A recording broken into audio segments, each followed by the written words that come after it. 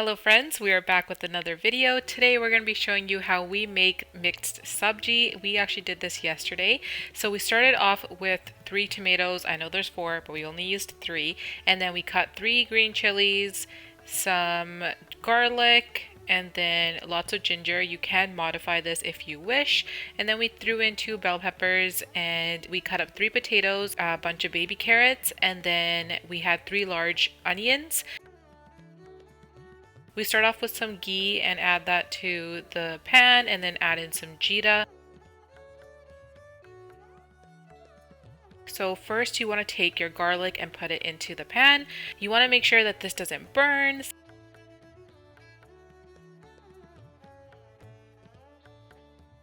So everything for a sabji can be cut a little bit thicker. So for even our ginger and onions, we just kind of roughly chopped them so they're a bit thicker. So now we added our ginger. We're going to stir that up. Now we're going to add in our onions, and the onions, because they are a bit thicker, they are going to take a little bit more time to get translucent and to reduce. So you can go ahead and stir this and let it sit for a bit. You can add the lid on top so it can cook a little bit quicker. While the onions are cooking, we're going to go ahead and finish cutting up the rest of our bell peppers and the tomatoes, and then we're going to check back in on our mixture. You have to be a little bit more patient with the sabji because you want it to be just right. So we put the lid back on, let it cook for another 10-15 minutes, give it another stir, and now we're going to add in some salt. You can again change the salt as you wish. Whenever I'm cooking, I just kind of eyeball everything, and that's just how I've always cooked, so I can always change the salt and pepper at the end and add more if needed.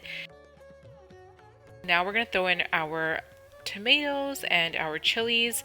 The tomatoes, as you can see, are cut up pretty thick as well. You don't need to be too precise when you're making a sabji, which is really nice, so everything again can be cut kind of roughly.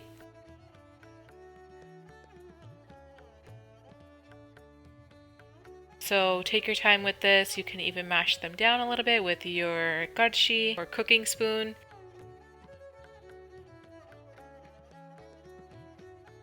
Now we're going to add in our pepper, some ground coriander.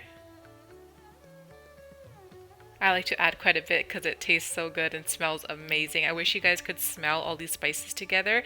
And now I'm going to take some kasuri methi and just kind of rub that between my palms and then brush that into the pan. This is so good, and these masala all together just make the sabji taste so good. Now we're going to add some haldi. For the haldi, my parents always taught me that you need to make sure that you cook the haldi completely. So try not to rush this process.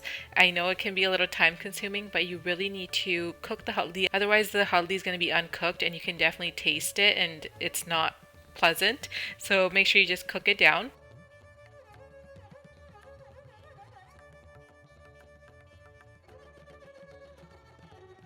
At this point, our masala is basically done, and we're going to throw in the rest of our veggies. You guys can add any veggies that you may have, but we just kind of threw in what we had on hand.